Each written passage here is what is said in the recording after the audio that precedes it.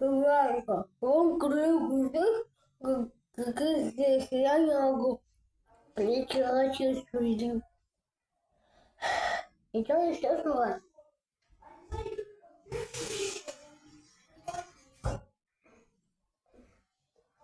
Никогда не покупайте такие.